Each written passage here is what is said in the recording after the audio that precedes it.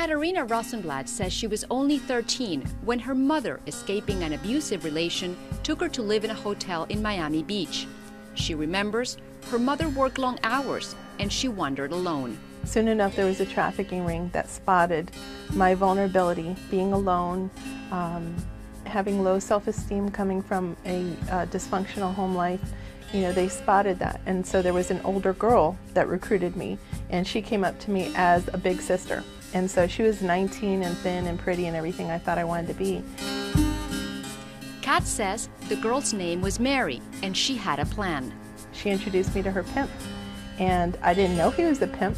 I didn't know he was a scam artist at the time. I thought he was just a nice man, like a father. Soon after, she remembers finding herself inside a hotel room, dressed as a bride, convinced she was playing a game. She remembers the locked door and drugs on the table. This guy who was half-dressed, with a beer belly hanging out, ready to partake in his transaction. He had negotiated the price with Mary. I should say 20 years ago, the price was $550 for a virgin girl. Kat says that time she managed to talk and plead her way out of this situation. But soon after, she says she was tricked again, this time by a friend's father. It came in a place that you would never suspect it, and that was in my middle school. I was in 7th grade, and they blindfolded us and took us to a brothel in Broward County from Miami to Broward. They had paid her father $40 for each of us. She doesn't remember how long she was there for and how many men came by. They let me know what would become of me if I ever told anyone.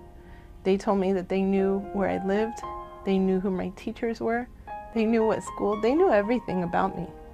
There was nothing I could do to protect myself, and at 14 years old, I didn't even know where to begin. She dropped out of school and became addicted to drugs. Prostitution didn't seem so foreign anymore. She met up with a pimp. Her dreams were crushed. I'm nothing but a drug addict and I guess a prostitute for these guys. At 15, I had given up on myself. I belonged to the street. I belonged to whoever would show me kindness or give me cocaine. More than 20 years ago, a drug overdose and a customer with AIDS scared her so much she ran away from that life and never looked back. And I just remember waking up and walking away and saying, I'm done with this. I'm never going back there. These people could care less about me. They would kill me if they could. It was not until recently that she dared to tell her story. Her motivation was to help girls in her same situation. Now, Kat works along law enforcement to help them better understand the industry. She also started an organization that provides shelter, support, and counseling to victims of trafficking.